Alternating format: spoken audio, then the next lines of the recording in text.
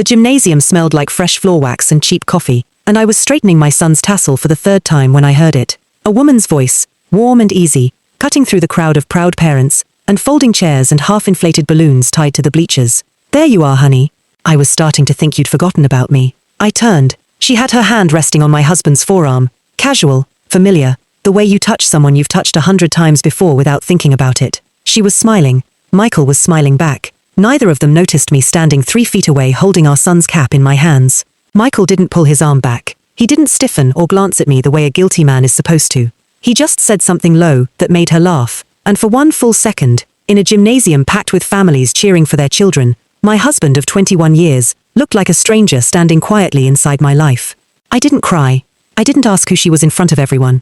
I turned back toward the stage, clapped when they called Julian's name, smiled for the photographs afterward, and complimented the woman's blazer when Michael finally, belatedly, introduced us. I said it was nice to meet her. I meant every syllable of that sentence, and none of the warmth behind it.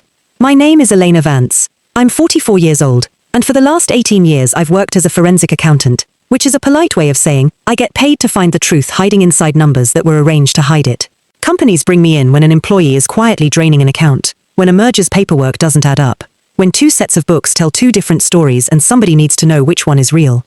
My job has taught me one thing above everything else. People who are lying rarely lie everywhere. They lie in one place and leave the truth intact in a dozen other places. And if you're patient enough, methodical enough, that inconsistency is exactly where you find them. I believed, foolishly maybe, that this particular skill belonged only at the office. I believed my marriage was the one ledger in my life that would always balance. Michael and I met when we were 23, both broke, both hungry, both convinced we were going to build something that would outlast every other relationship we'd watched fall apart around us. I gave up a promotion at a firm in Chicago when Julian was born so I could work locally, closer to home, closer to bath time and homework and every school play he was ever in. I never once regretted that decision, because for most of our marriage, Michael and I were a genuine partnership.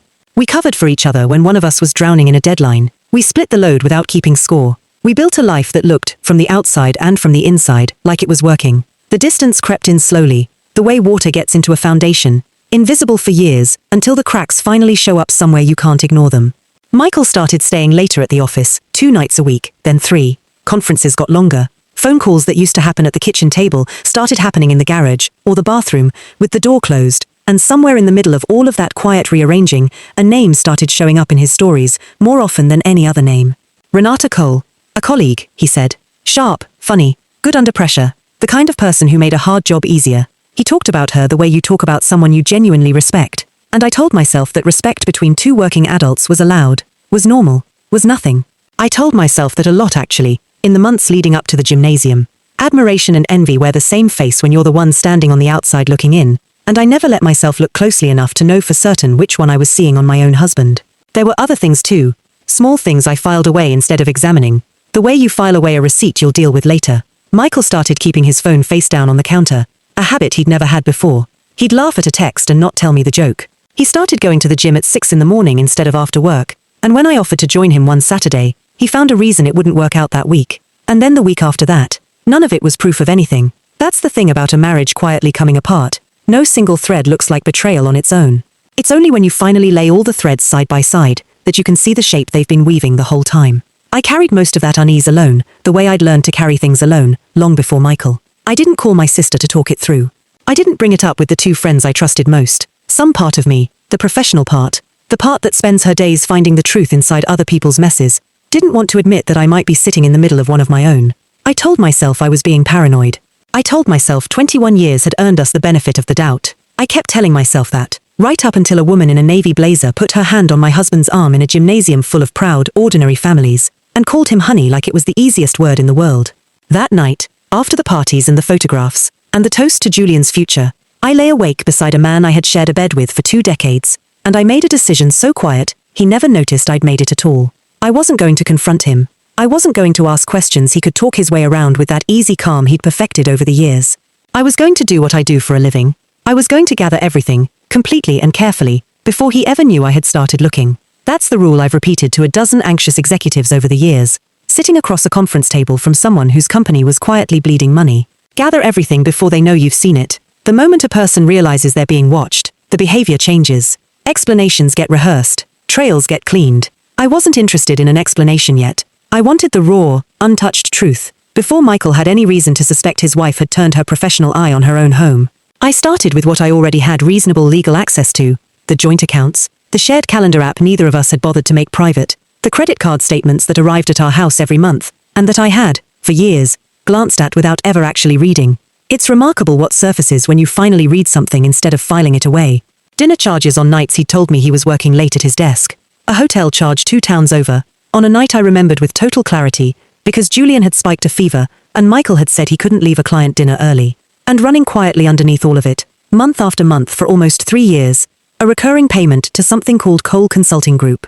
I built a timeline the way I would for any client, dates down one column and categories across the top, because that's how the fog clears for me. I cross-referenced the hotel charges against his stated work trips. I cross-referenced the dinner charges against the nights he'd told me he was eating at his desk.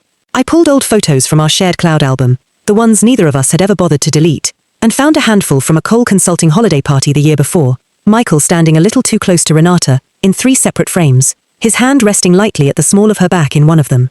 My stomach dropped every time I uncovered something new, and I made myself keep going anyway, because half a picture is worse than the whole one, even when the whole one turns out to be ugly. People who believe they will never get caught leave the messiest trails, because certainty makes a person careless. Michael had never once imagined his wife would sit down one night with 3 years of statements and an empty spreadsheet and actually, deliberately look. So he hadn't bothered protecting his tracks with anything close to professional care. The payments to Cole Consulting were irregular in amount, but almost eerily regular in timing, always somewhere around the 15th of the month, tagged in his own private notes with a shorthand, RC, ongoing. Digging further, I found old emails still logged into a shared cloud account from years earlier, back before he'd learned to be careful about what he left behind. That's where the story I thought I understood stopped being simple. Because the emails weren't love letters. They weren't hotel confirmations for two, or the kind of casual, aching messages I'd braced myself to find. They were invoices, care logs, medication schedules, written in a clinical shorthand I recognized instantly from my own work managing my aunt's finances during her final years. And they weren't about Renata Cole at all, not directly. They were about Michael's mother. I sat at my kitchen table at 1 in the morning with a folder full of paper that told a story I hadn't remotely expected, and for the first time since the gymnasium, I felt something other than grief. I felt confusion, sharp and disorienting, and underneath that confusion, a very specific, very cold suspicion that there was a second secret buried directly beneath the first one that had nothing to do with romance at all. It came out fully 3 weeks later, not from Michael, but from his mother, Dolores, at what was supposed to be an ordinary Sunday family dinner. I wasn't there. I had already started keeping a careful, deliberate distance by then, the way I do everything, without announcing it. Michael's sister called me the next morning and told me what had happened, her voice still shaking a little through the phone. Dolores had been drinking a little more wine than usual, and somewhere between the salad course and dessert, she had simply started talking, as if the weight of whatever she'd been carrying had finally grown too heavy to haul through one more polite family meal. She had been diagnosed with early-onset dementia almost 3 years earlier. She had begged Michael, on her knees in every sense but the literal one, not to tell me. Dolores and I had always had a complicated history. She had never quite forgiven me for turning down that promotion in Chicago, for what she once called choosing this small life over the family name. And in her mind, admitting weakness to me, of all people, was a humiliation she wasn't prepared to survive. His sister described the table going completely silent, the kind of silence that has weight to it, that presses down on everyone's shoulders at once. She said their father set his fork down without a sound. She said Michael's face went the color of the tablecloth, and that he reached for his mother's hand across the table not to stop her, but almost to steady her, like he'd known this moment was coming for a long time, and had simply been waiting to see which dinner it would finally arrive at. Dolores kept talking even as she cried, the words tumbling out faster than she could steady them, and nobody at that table interrupted her, not even to comfort her, because everyone could tell she needed to finish saying it out loud after 3 years of not saying it at all. So Michael had quietly hired Renata Cole, a geriatric care consultant who specialized in managing early-stage dementia patients, to oversee his mother's treatment, her medications, her gradually shrinking independence. Every payment had been funneled through the LLC, so no paper trail would ever say his mother's name in a place I might casually see it. Every late night at the office had really been a late night at a care facility 2 towns over. Every closed-door phone call had been a hushed conversation with a doctor or a nurse, not with another woman. All of it, every last detail, had been about a woman slowly losing pieces of her own mind, and a son too loyal, or, if I'm honest, too cowardly, to simply tell his wife the truth, and let her decide for herself what she could carry.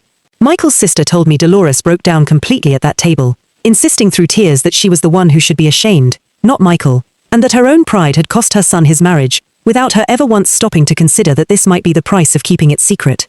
I called Dolores's neurologist myself the following week, with Michael's permission, given how far everything had already unraveled by then, and he confirmed it plainly and gently, in the careful voice doctors use when they know they're delivering something heavy. Dolores Vance had been under his care for early-stage dementia for nearly 3 years. Every date in the file on my kitchen table lined up exactly with his records. So there had been no affair. There had never been another woman in the way I had spent 3 sleepless weeks bracing myself for.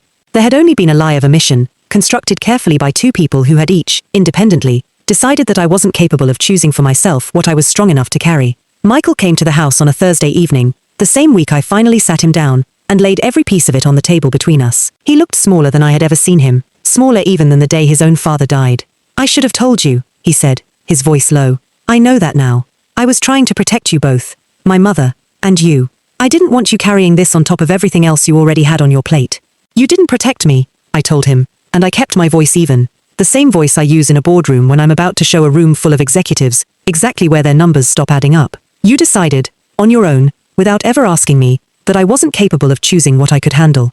That isn't protection, Michael, that's control, wearing a gentle, worried face so it doesn't look like what it actually is." He asked for a chance to fix it, counseling, honesty from here forward, a real attempt to rebuild whatever had quietly eroded over 3 years of silence. And here is the line I gave him, the one I had been assembling in my head, piece by piece, ever since that word landed on me in the gymnasium. I told him I understood why he'd done it. I even believed, in some small, generous corner of myself, that his intentions had started out gentle, protective, even loving in their own misguided way.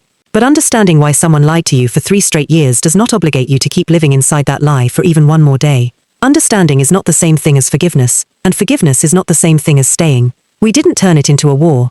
I've spent my career watching what bitterness does to a settlement, how it drags everything out for months, how it leaves both sides poorer and meaner than when they started, and I wasn't going to let that happen to Julian's parents, not after everything.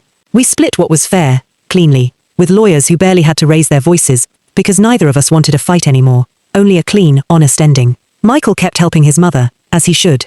I kept my dignity, which turned out to matter to me far more than I'd realized. When he asked me, one final time, whether there was any version of this where we found our way back to each other, I told him no, gently, but completely. The way you close the cover on a book once you already know exactly how the story ends.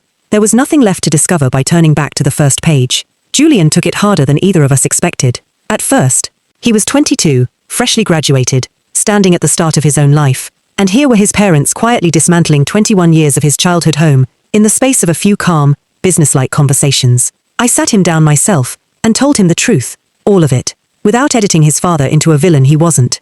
I told him some marriages end because someone did something unforgivable, and some end because 2 people simply stopped choosing honesty with each other, one small omission at a time, until the omissions outweighed everything they'd built. He didn't fully understand it then. I think he understands it a little more now, watching both of us build steadier, more honest lives on the other side of it. It's been a 1.5 years now. I still do forensic work, chasing down the same kinds of inconsistencies I've always chased. But I've added something new to my practice, a weekend course, small and unglamorous, for women who have never once been shown the full picture of their own household finances. I walk them through bank statements, through the quiet red flags nobody teaches you to recognize, through the difference between a secret that's protecting you, and a secret that's simply controlling what you're allowed to know about your own life. Some of them find infidelity when they finally look. Some find debt they never knew existed. Some, like me, find something far more human and complicated than the affair they'd braced themselves to discover. All of them leave that room knowing how to read their own life, instead of waiting for someone else to explain it to them. On someone else's terms, on someone else's timeline. Sometimes the greatest revenge isn't making someone suffer for what they did. It's simply refusing to carry their lies for one more day, and teaching yourself to read the truth without needing anyone's permission to look. I still think about that gymnasium sometimes. That one small word, honey, that cracked something open I didn't know was fragile. Not because it hurt, though it did, more than I let myself admit for months afterward. But because it was the exact moment I finally started paying attention to my own life with the same care I had always given everyone else's numbers. So tell me, if you'd been standing where I was standing that day, would you have gone looking for the truth the way I did? Or would you have let it stay buried and kept the peace a little longer? Let me know in the comments where you're watching from tonight, and tell me honestly what you think Elena should have done differently. If you think she should have done anything differently at all. And if this story pulled you in the way I hope it did, make sure you're subscribed, because there are a lot more women like Elena whose stories still deserve to be told.